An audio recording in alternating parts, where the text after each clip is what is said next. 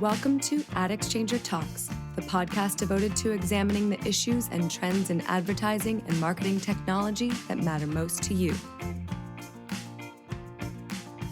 This episode is sponsored by Verizon Media.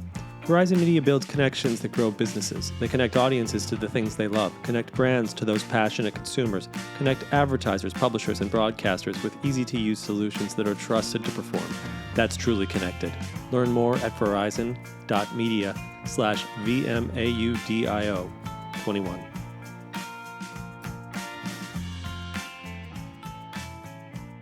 Hey everyone, welcome back to Ad Exchanger Talks. My name is Zach Rogers. I'm the executive editor of Ad Exchanger. I'm really pleased to have Manny Puentes on the podcast. Manny is the founder and the CEO of a company called Rebel AI, which, as we speak, has just been acquired by another company, Logic, for $8 million, cash and stock. Manny has written many a column for Ad Exchanger. He's a known figure in this industry, and I've never done a podcast with him. So I'm delighted to welcome him. Manny, how you doing? Congratulations. Thanks, Zach. Thanks for having me on the podcast. Super excited to be here. Yeah, it's good to have you. So how are you feeling right now? You just sold your baby.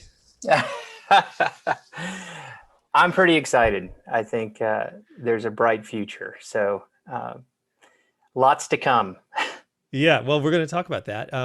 But, you know, for the audience, I think it'd be good to get a little bit on you personally, where you're coming from.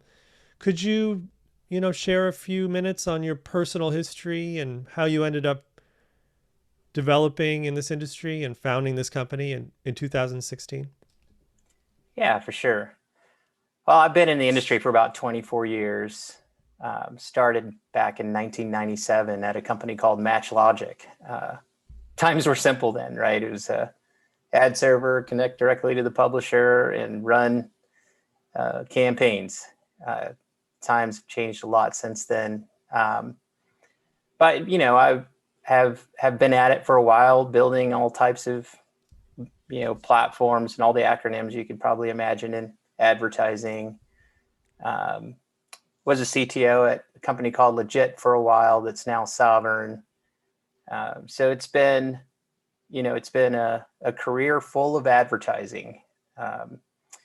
And fast forward to 2020, and here we are with Rebel AI. Yeah. So with Rebel AI, this is a business you founded. It was 2016. So, kind of well into the programmatic story, but there were still chapters, to play out until we achieved kind of the maturity we're at today. If you could call it mature. I don't know. What was the original idea with Rebel? Well, around 2016, there was a lot of transparency issues. And, I had worked on a lot of these platforms and knowing the underlying protocols and how everything works under the covers, and how these platforms talk to each other.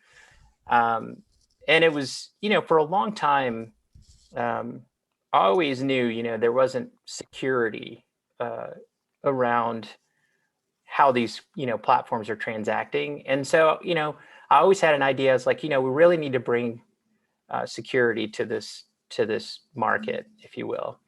And so around that time, I started, MethBot and, some of the domain spoofing problems were surfacing. And it inspired me to kind of, found Rebel and start with trying to solve some of these problems.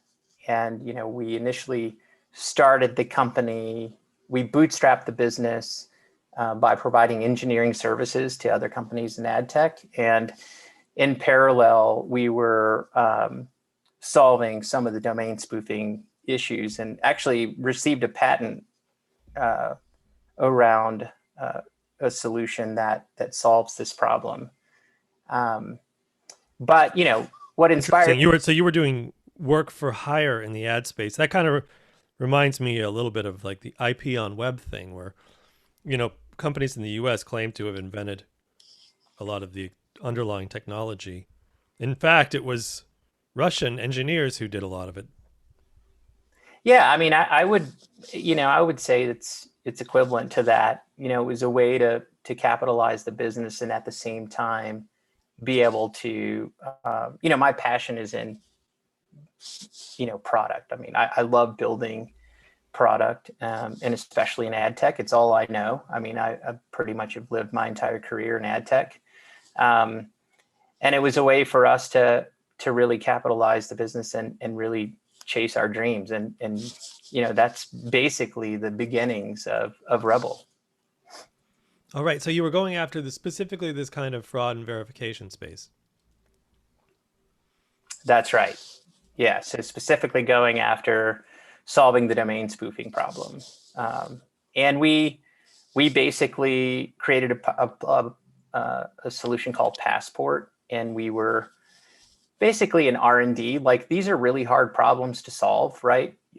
You have solutions out there that have been trying to solve it, like ads.txt and sellers JSON, and a lot of people out trying to get this reined in. But the reality is it's a really hard problem, and unless there's end-to-end encryption or a way to really secure these transactions, if people touch it, then there's an opportunity for fraud. So it really has to be a programmatic solution with real encryption. How has Rebel evolved and changed over time? Well, we set out to build this transparency or tool, if you will, or product. And we went out and did a lot of POCs and tested the solution, and it worked really well. But what we ran into was that it was a point solution, and it really needed a platform.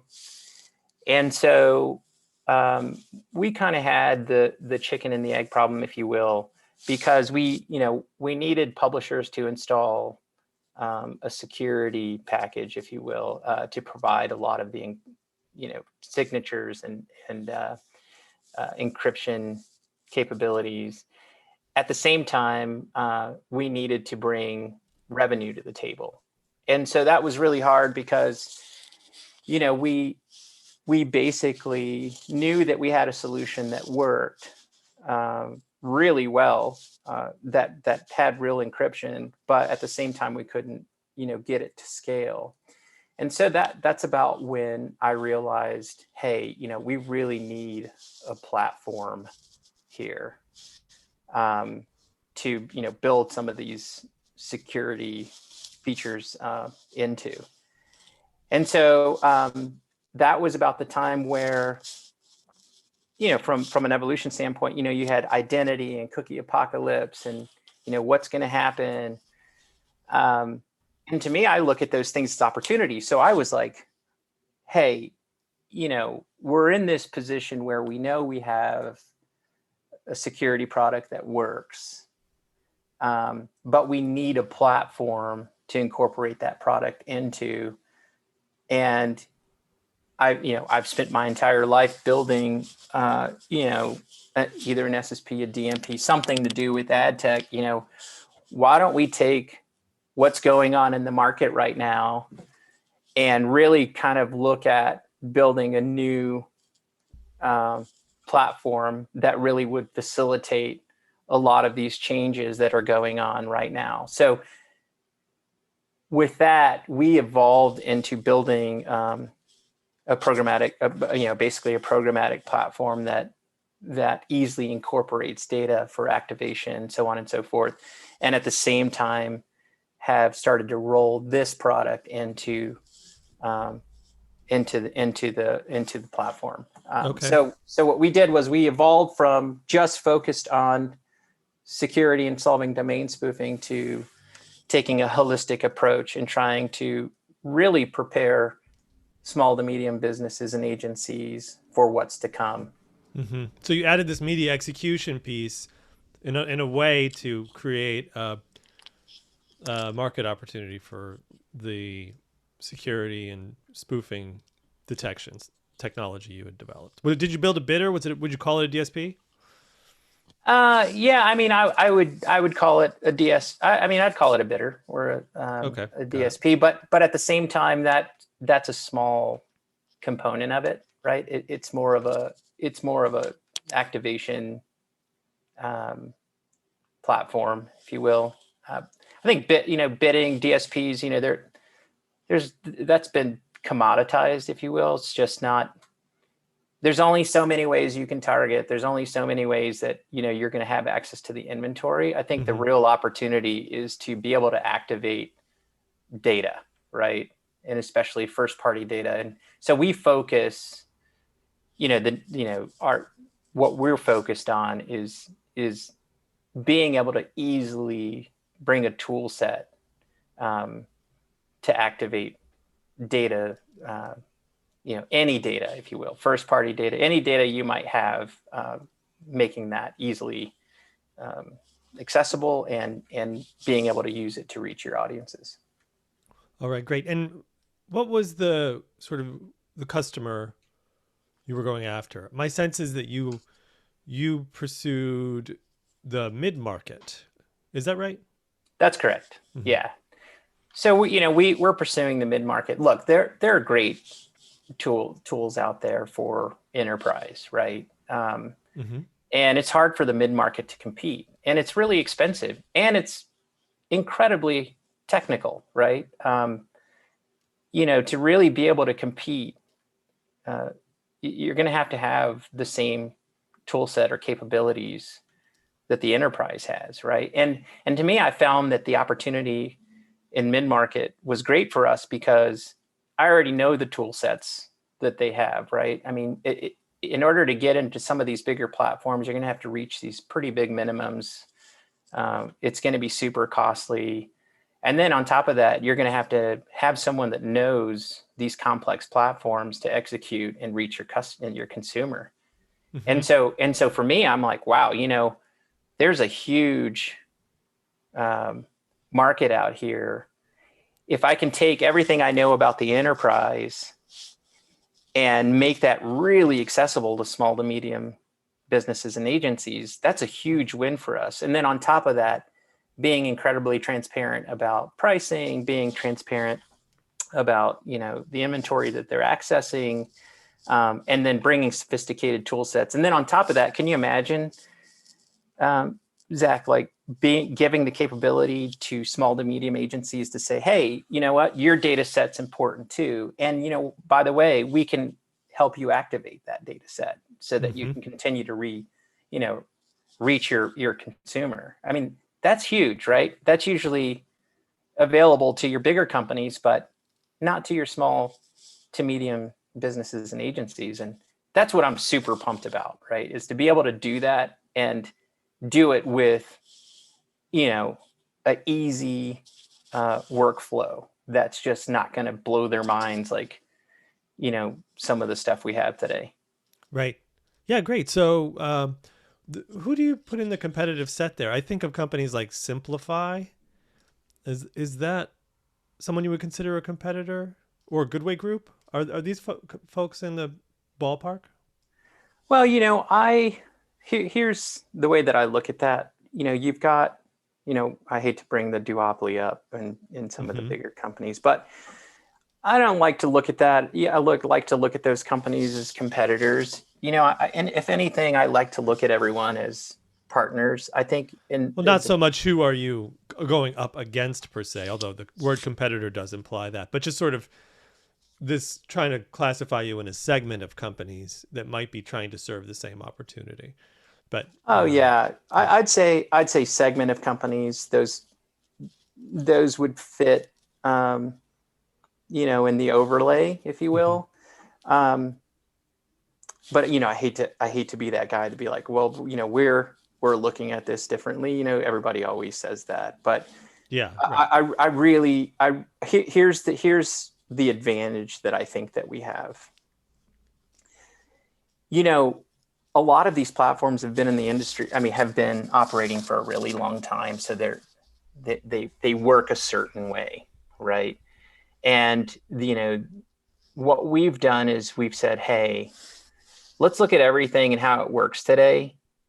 And then let's really start to future proof, some of the features and functions, like now more than ever before, first party data is top of mind for everyone, right?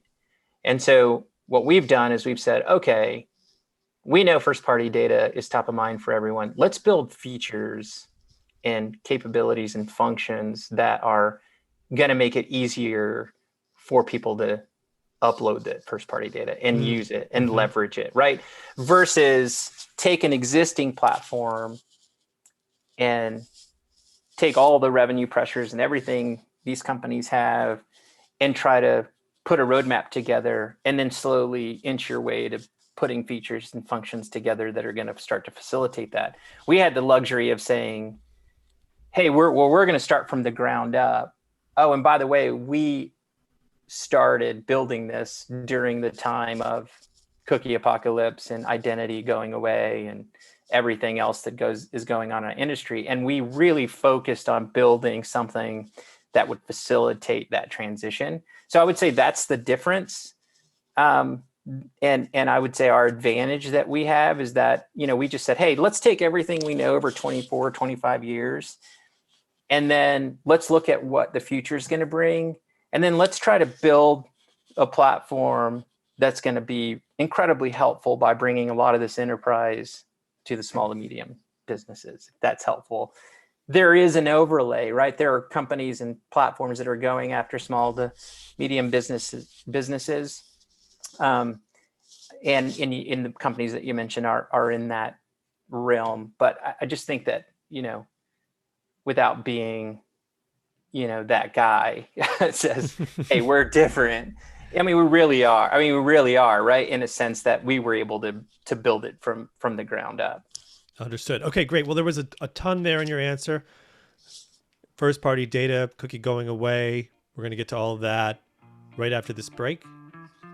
I'll be right back with Manny Puentes.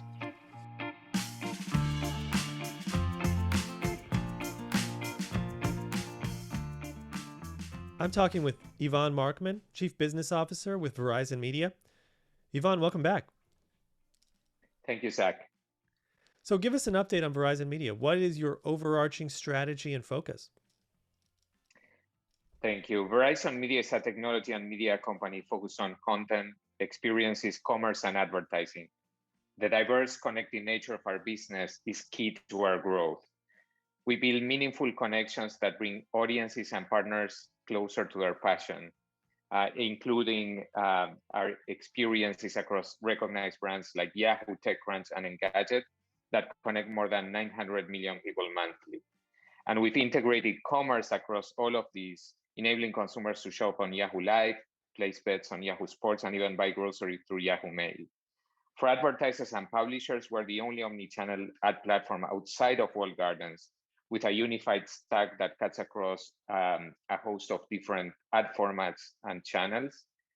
And our DSP, SSP, native marketplace, and exchange are integrated so that they can all work better together to enable this ecosystem. Beyond that, we've been enabling and innovating significantly in AR, VR, machine learning, and 5G to really help our customers future-proof their business and their growth. All right, great. So the fast approaching cookieless future is on the minds of marketers everywhere, of course. What is Verizon Media's position and how are you helping clients prepare? Yeah, at the highest level, I think that the most important aspect is that we need to be people first. So the need for direct consumer relationships is paramount. Last year, we announced the introduction of Connect ID, which is our identity solution for the cookieless world. It's based on those direct consumer relationships and leveraging our identity graph that has 200 billion data signals daily that are incredibly diverse, and really using that to connect in a privacy-centric way, consumer-first way with publishers and advertisers that are like-minded and like-enabled, who also have those relationships. And then we can run this through our connected DSP and SSP with common privacy policies and zero data leakage. So that's how we're approaching it. And we're very excited about the traction it's had so far. Okay, and 2020 was such a huge year for content consumption. How did you see it evolve and where does it go from here in 2021? the appetite for trusted content was greater than ever in 2020, and we'll only see that continue in 2021. What I'll say is it's not enough to just be trusted. Content needs to become more personalized, meaningful, and tailored to consumers' needs. So the evolution that we're seeing into this year is a lot more personalization on a real-time basis. And then as we think about how that connects with advertisers, it's really about how you deliver the relevant messages at the right time in the right channel, in particular in areas such as mobile, connected TV, and digital out of home. So this pertains to the channels, it pertains to dynamic creative and being able to do all of this in a simple and flexible way. And as I look at consumer behavior going forward, companies will need to continue to innovate that and serve advertisers, publishers, and consumers in better ways, more meaningful ways, more flexible ways. So what we've done is really create a unique and fully connected ecosystem that will connect consumers with their passions, and as a result of that, help advertisers and publishers engage with them with greater value. All right.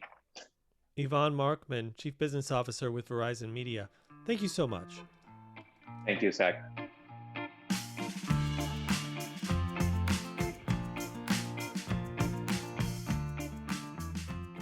All right, and I'm back with Manny. So before we get into all the stuff in this industry that's going on around identity and data, could you just sort of wrap up the story on Rebel?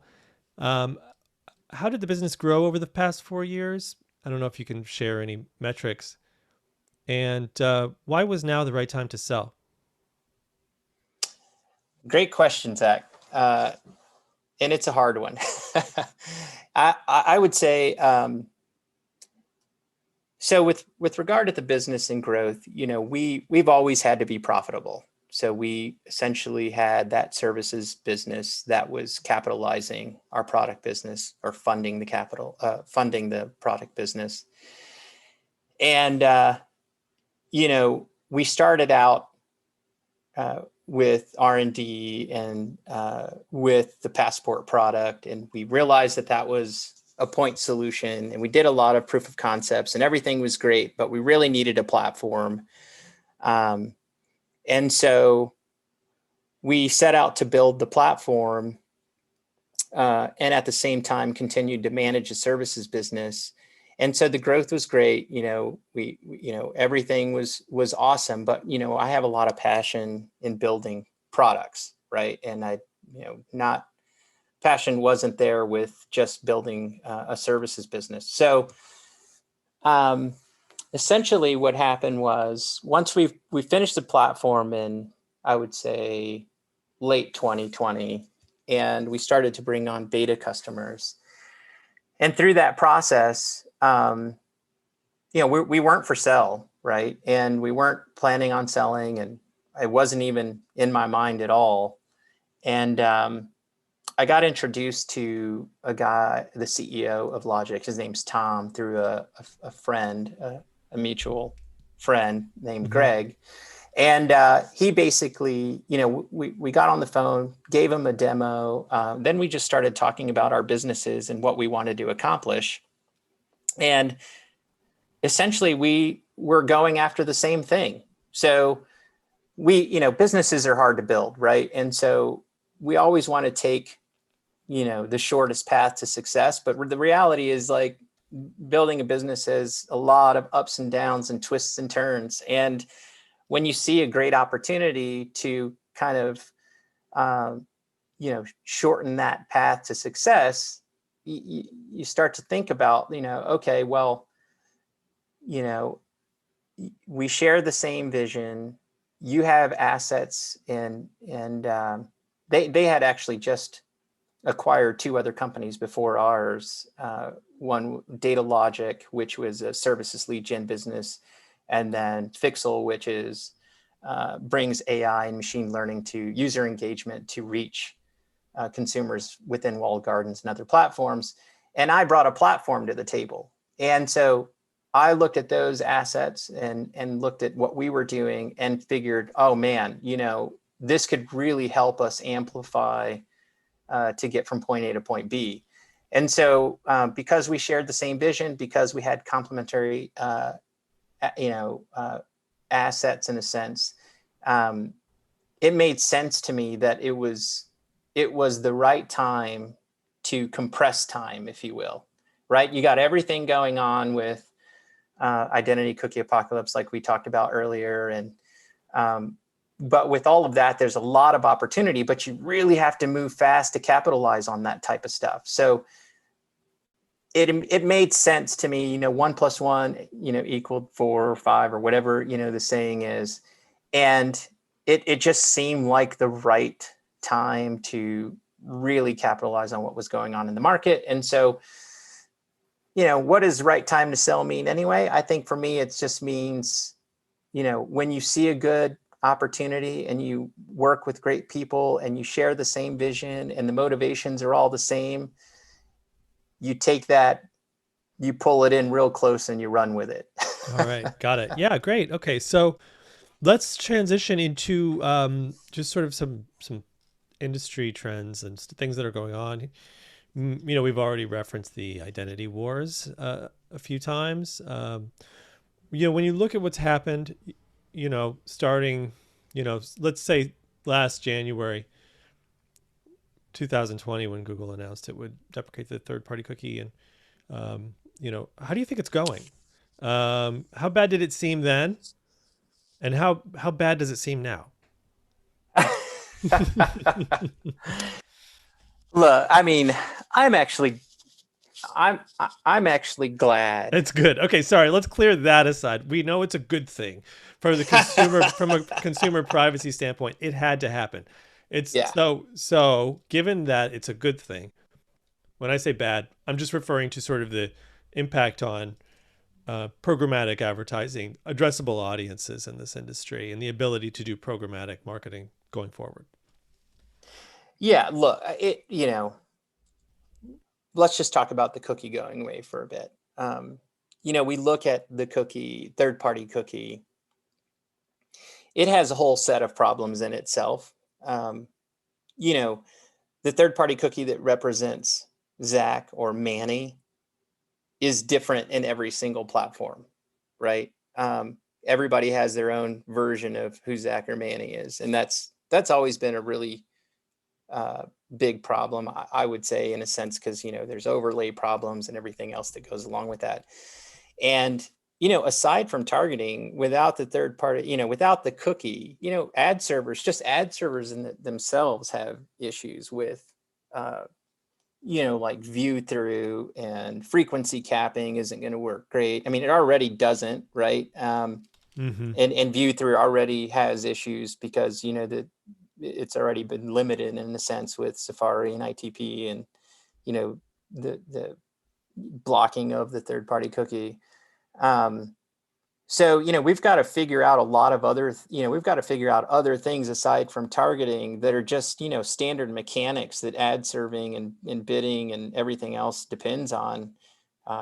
People talk about, well, we'll use IP. Well, if you use IP, there's proxy servers that represent a whole ton of devices, right? Not just the household. And with, proxy servers and VPNs and everything else that comes into play, that becomes pretty hard and lossy, if you will. Right. Yeah. The role of IP address and a lot of the kind of some of the mysterious proposals around cookie replacement from individual vendors, it seems central.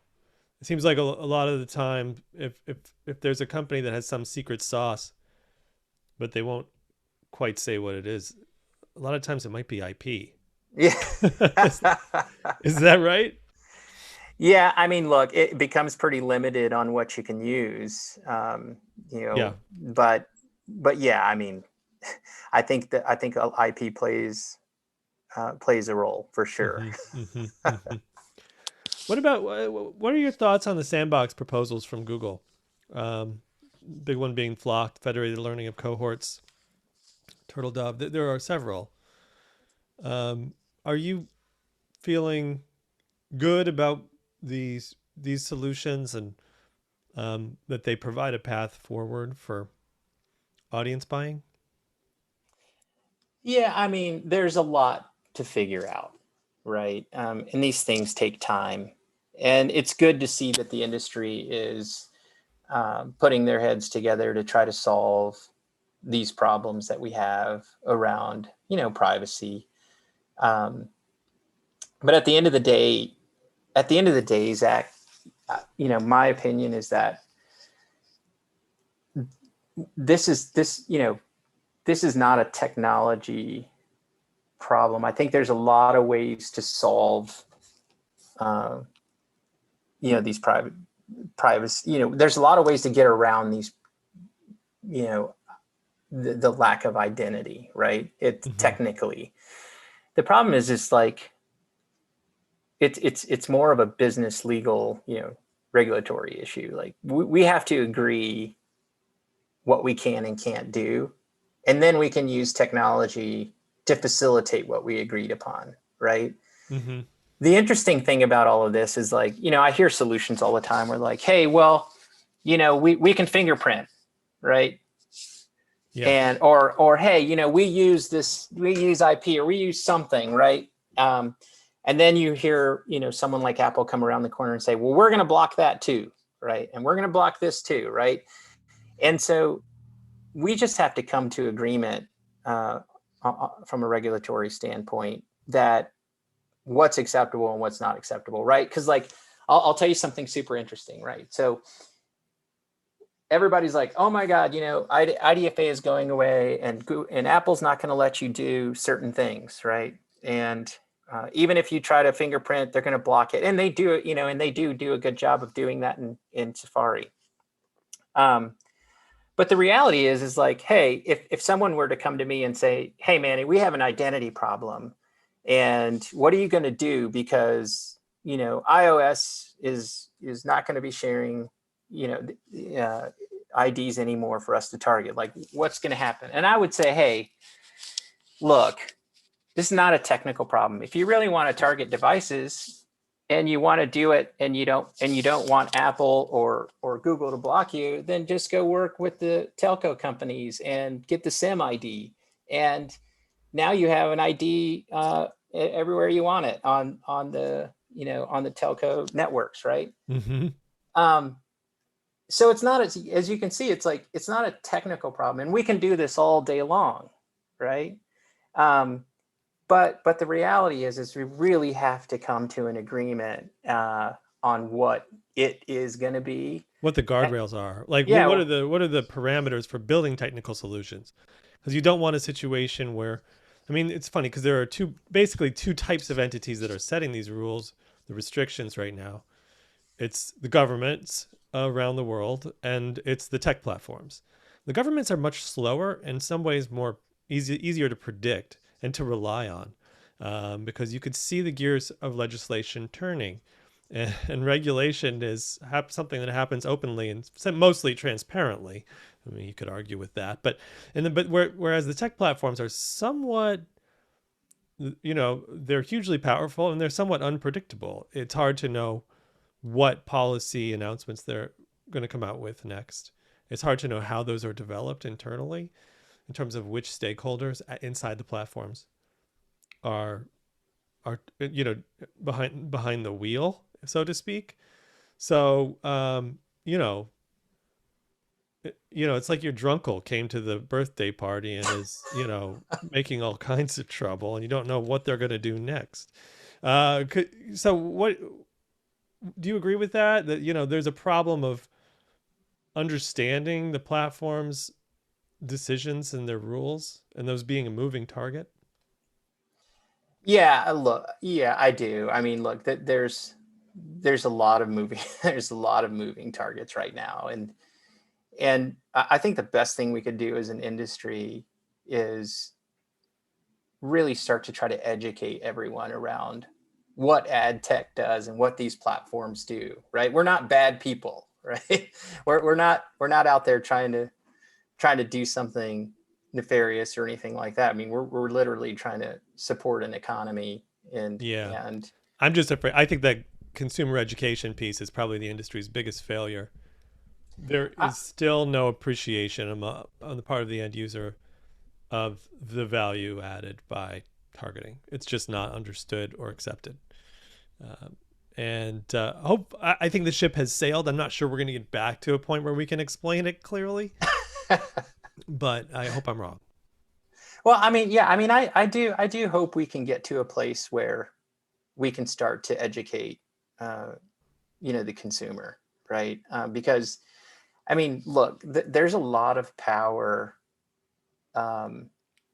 around all the information that's shared on the internet today, right? And we go out right now and collect a bunch of information. Like, it's super cool that if you want to learn something, you could just go to the internet and start to do your research and find a whole ton of stuff around whatever you're looking to educate yourself on. That's pretty cool, right?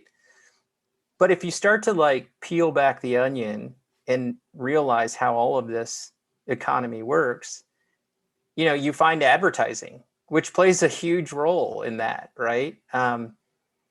That open web, if you will, being able to get as much information that we can get today. I mean, I think that still needs to continue to exist, right? Look at you, Manny, trying to convince people it's a good idea. I admire your optimism. I'm with you on that, by the way. And I do think that people maybe can still be convinced that online ad tracking does more good than harm.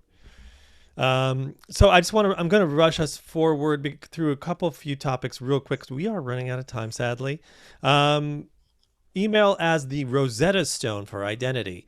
The UID 2.0 is the big proposal here, but there's other identifier proposals similar.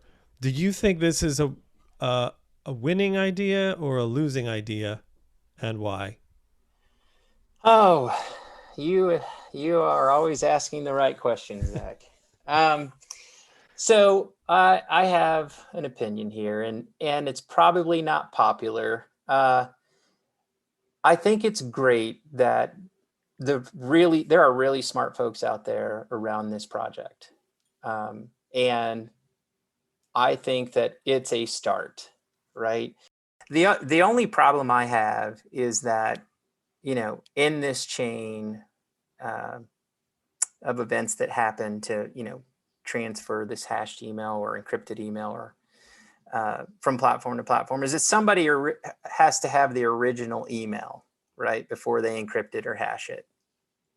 And, email is worse than the cookie.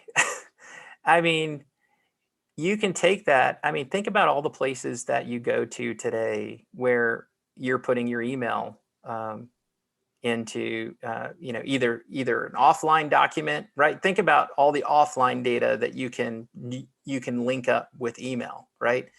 Now, I get it.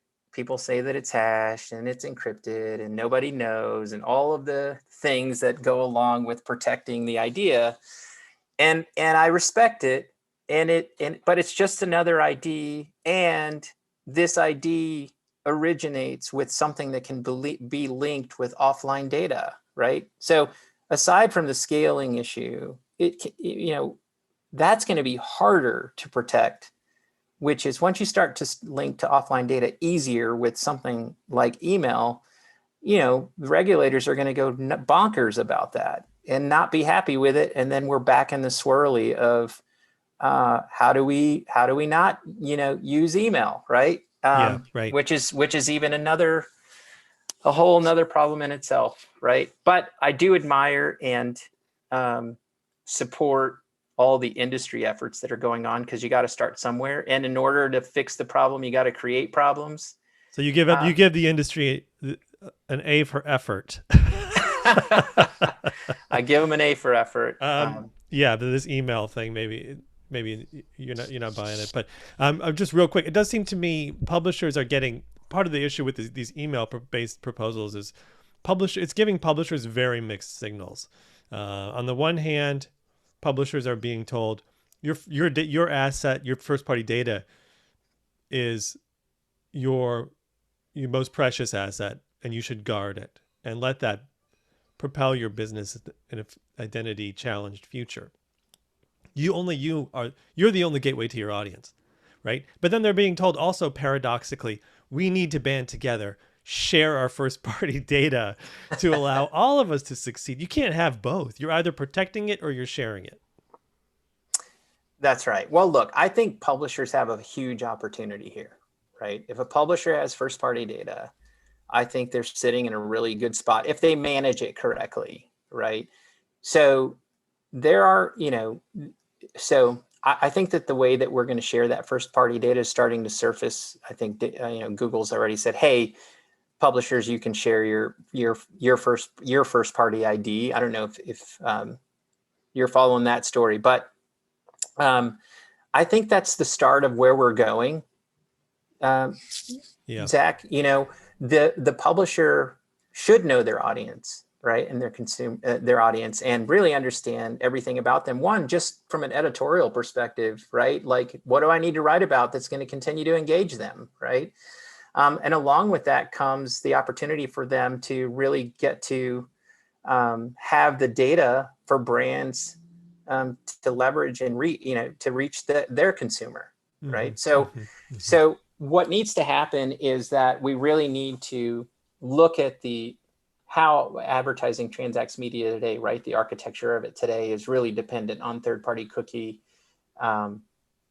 And there's going to be a lot more first-party sharing and data passing. Now, what has to happen is that the bidders and the buyer, the platforms that do the buying or facilitate the media trading need to know who they're bidding or how they're bidding and actually who it is based on the publisher's data, right? So we need to start coming up with a taxonomy approach on, who they are without actually knowing their ID. But then at the same time, Zach, there are companies out there like, InfoSum and Snowflake and some of the others where you can start to share data anonymously. So both parties know, the buyer and the seller, who they're trying, on behalf of the advertiser, the buyer knows who they're reaching, and then having the publisher share that data with, your programmatic platforms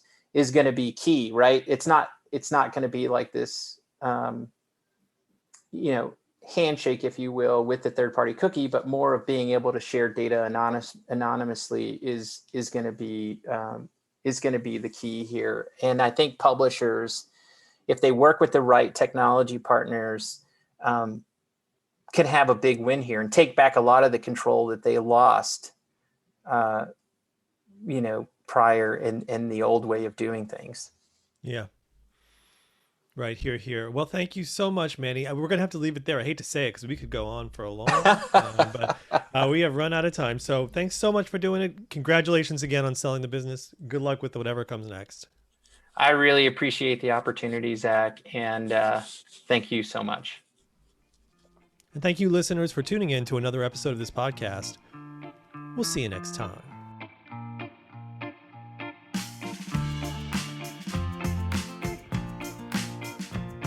This episode was brought to you by Verizon Media, connecting people to their passions. With quality connections scaled for growth, Verizon Media is helping advertisers and publishers reach their goals and future-proof their businesses. Tune in next week to hear more from Verizon Media. Visit verizon.media/VMAudio21, VMAUDIO21 to learn more.